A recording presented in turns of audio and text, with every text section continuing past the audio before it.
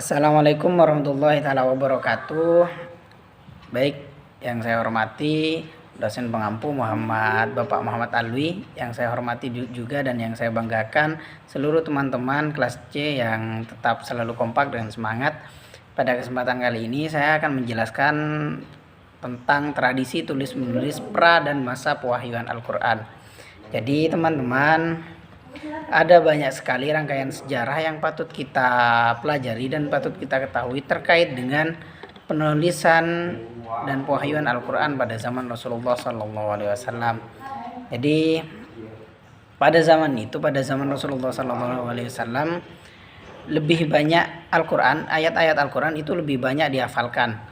Meskipun ada juga dari sebagian sahabat-sahabat yang menulisnya, dan media tulisan pun itu sangat berbeda-beda. Ada yang menggunakan kulit kurma, pelepah kurma, kemudian ada yang menggunakan kulit hewan seperti kulit kambing, kulit onta, dan juga ada yang menggunakan kulit kayu, dan juga ada yang menggunakan tulang-tulang onta. Jadi itulah beberapa media-media tulis pada zaman tersebut. Kemudian ada beberapa hal yang dilakukan Rasulullah SAW ketika menerima wahyu Al-Quran. Salah satunya yang pertama adalah belajar kepada Jibril. Apa yang dilakukan ialah Rasulullah membacakan ayat-ayat Al-Quran kepada malaikat Jibril, dan malaikat Jibril mendengarkan apa ayat-ayat yang dibacakan oleh Rasulullah. Hal ini sering dilakukan oleh Rasulullah dengan malaikat Jibril ketika di bulan Ramadan. Jadi pada saat itu malaikat Jibril turun ke bumi.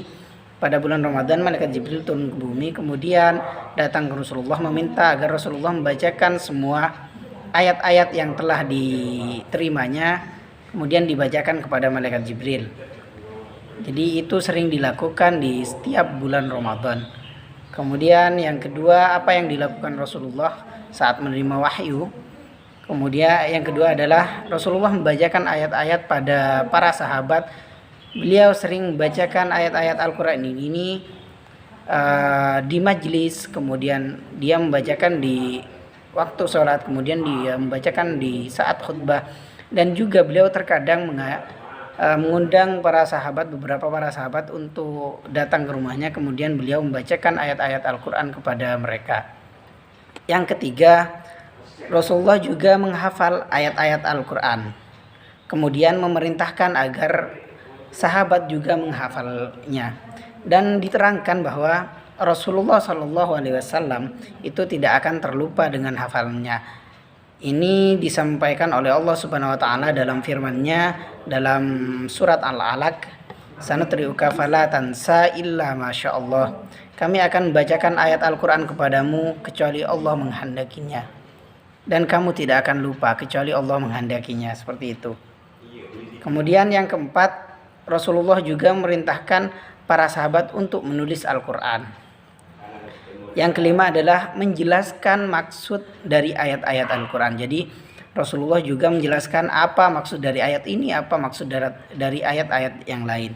Itu hal-hal yang dilakukan Rasulullah saat menerima wahyu dari Allah Subhanahu Wa Taala. Kemudian Al-Quran pertama kali dijadikan satu mushaf, yaitu pada masa Khalifah Abu Bakar As-Siddiq atas usulan Umar bin Khattab pada tahun 13 Hijriah 634 Masehi. Pengumpulan Al-Quran pada saat ini dikenal dengan sebutan At-Tadwin Al-Awwal. Kemudian pada masa Sayyidina Umar kembali dikumpulkan. Jadi di pengumpulan pertama itu pengumpulannya tidak terlalu terstruktur, hanya dikumpulkan dari berkas-berkas, tidak terstruktur dengan rapi, hanya dijadikan satu buku. Kemudian pada masa Sayyidina Umar bin Affan, Al-Quran kembali dikumpulkan, dan pada pengumpulan saat ini lebih terstruktur. Sayyidina Utsman bin Affan membentuk panitia yang diketuai oleh sahabat Zaid bin Thabit yang dikenal cerdas dan sangat bagus hafalan Al-Qurannya. Kemudian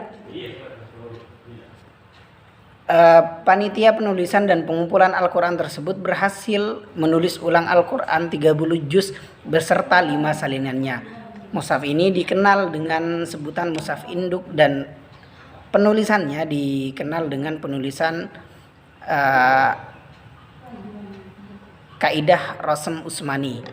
Jadi tapi pada saat penulisan ini, pengumpulan ini belum ada tanda baca, yaitu harkat dan titik.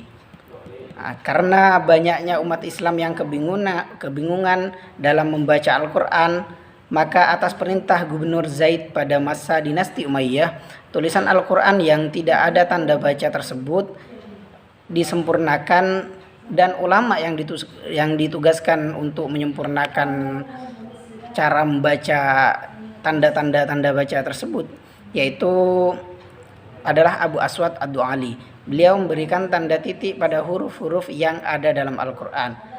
Yang pertama, jika harkat fathah maka diberi tanda titik di atasnya, tanda titik bulat di atasnya. Yang kedua, jika harkat kasroh maka diberi tanda titik di bawah huruf. Kemudian jika berharkat dhammah maka diberi tanda titik di samping huruf. Tanda-tanda ini disebut dengan na'tul i'rab atau titik pembeda bunyi. Nanti saya akan berikan contoh tulisan Rasm Utsmani, bisa kalian lihat di makalah saya. Kemudian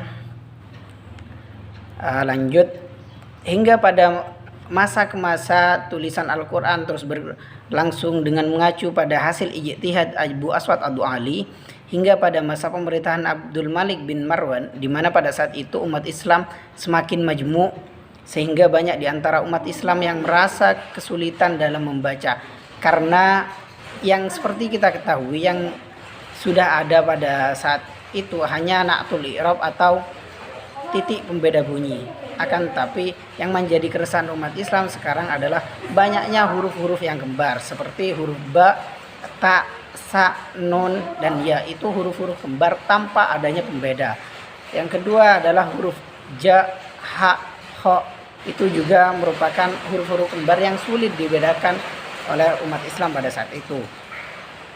Karena keadaan ini, di mana banyak umat Islam yang masih kesulitan dalam membaca Al-Quran karena belum ditentukannya titik pembeda huruf, maka Hajjaj bin Yusuf memerintahkan para qori untuk membuat tanda huruf agar kesulitan membaca umat Islam teratasi. Namun para qori enggan melakukan hal tersebut karena takut bisa melakukan bid'ah atau takut merubah dari isi-isi kitab suci mereka. Kemudian pada tahun 80 Hijriah tampillah salah satu santri Abu Aswad Ad-Du'ali yang bernama Nasar bin Asim Al-Laifi yang wafat pada tahun 89 Hijriah. Beliau berijtihad mencari jalan keluar. Dalam ijtihadnya beliau tidak sendiri, akan tapi beliau ditemani oleh santrinya yang bernama Yahya bin Ya'mur yang wafat pada tahun 120 Hijriah. Mereka berhasil membuat titik pembeda huruf atau dikenal dengan na'tul i'jam sebagai jalan keluar. Titik pembeda huruf atau na'tul i'jam itu disematkan pada huruf hijaiyah yang bentuknya sama. Seperti yang kita ketahui bahwa yang sama tadi adalah huruf ba, ta, sa, kemudian nun dan ya, dan ha, ho, dan jim, itu adalah huruf-huruf yang sama yang sudah dibedakan. Jadi kemudian dibentuklah na'tul i'jam yang menghasilkan huruf ba dibedakan dengan 4 huruf lainnya yang bentuknya sama, yaitu dengan meletakkan titik 1 di bawah huruf. Jadi di makalah juga ada. Kemudian huruf ta dibedakan dengan diberi tanda titik 2 di atasnya. Kemudian huruf sa diberi tanda titik 3 di atasnya. Huruf nun dengan 1 titik di atasnya. Dan huruf ya diberi tanda titik 2 di bawah. Begitu juga dengan huruf jim diberi dengan saudara lainnya. Huruf jim diberi tanda titik di tengah, kemudian huruf ho diberi tanda titik di atas, dan huruf ha diberi tanda titik, tidak diberi tanda titik. Hal ini juga berlaku kepada huruf-huruf yang kembar dan sepasang, di mana huruf yang satu adalah huruf pokok, yang kedua adalah huruf cabang. Seperti huruf dal yang menjadi huruf pokok dan huruf zal yang menjadi huruf cabang. Kemudian huruf ro dan za, huruf sin dan shin, huruf sod dan do, dan huruf to dan vo. Huruf ain dengan noin dan huruf fa dengan kof. Diberikan tanda titik 1 di atas huruf cabang kecuali huruf shin yang titiknya itu ada 3. Pada mulanya huruf-huruf pokok pun diberi titik di bawah. Jadi dulu huruf-huruf pokok itu diberi tanda titik di bawah, seperti huruf dal diberi tanda titik di bawah, 1 di bawah, dan huruf zal diberi titik 1 di atas, dan seterusnya seperti fa diberi 1 titik di bawah, dan huruf kof diberi 1 titik di atas. Kemudian pemberian titik di bawah huruf pokok tidak berlaku lagi karena sudah dapat dibedakan, kecuali pada huruf kof. Pada sistem penulisan di kawasan Maghribi diberi titik 1 di atas, sedangkan wilayah timur diganti dengan 2 titik di atas, seperti mushaf yang ada di negara Maroko. Tulisannya huruf kofnya ada 1 titik di atas, bukan titik 2 di atas, seperti Al-Quran yang sering kita baca di negara Indonesia ini. Dari gabungan ijtihad Abu Aswad Ad-Du'ali, Nasir bin Asim, dan Yahya bin Ya'mur menjadikan huruf-huruf Al-Quran memiliki banyak titik. Seperti apa yang dihasilkan yaitu Na'tul I'rab hasil ijtihad Abu Aswad Ad-Du'ali, kemudian Na'tul I'jam yang hasil ijtihad Abu Nasr bin Asim dan Yahya bin Ya'mur. Meskipun kedua jenis titik tersebut dibedakan warnanya, namun dinilai kurang efektif dan menimbulkan ketidaknyamanan karena adanya titik bertumpuk pada satu huruf. Jadi terlalu banyak titik yang ada dalam Al-Quran.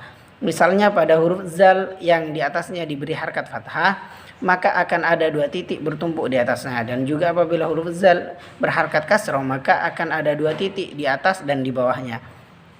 Itu akan menjadi kesulitan kemudian pada pembacaan Al-Quran yang seterusnya. Hingga pada permulaan dinasti Abbasiyah pada tahun 750 dan 100 sampai 1258 Masehi, tanda baca dalam Al-Quran disempurnakan kembali. Muncullah ulama yang bernama Imam Al-Khalil Ahmad bin Al-Farahidi yang wafat pada tahun 170 Hijriah, merumuskan tanda baru untuk menggantikan hasil rumusan Abu Aswad Ad-Du'ali. Beliau berhasil membuat tanda baca atau harkat baru yang diolah dengan huruf-huruf hijaiyah. Harkat dhammah ditandai dengan wawu kecil di atas huruf. Kemudian harkat fathah diberi tanda huruf alif kecil di atas huruf. Diberi tanda alif kecil miring di atas huruf, dan harkat kasroh diberi tanda alif kecil di bawah huruf. Sehingga tanda-tanda baca seperti ini lebih mudah dipahami oleh umat Islam yang semakin majmuk. Mungkin itu saja yang dapat saya sampaikan, kurang lebihnya mohon maaf. Akhiran, Allahul muwaffiq ila aqwamit thoriq. Wassalamualaikum warahmatullahi taala wabarakatuh.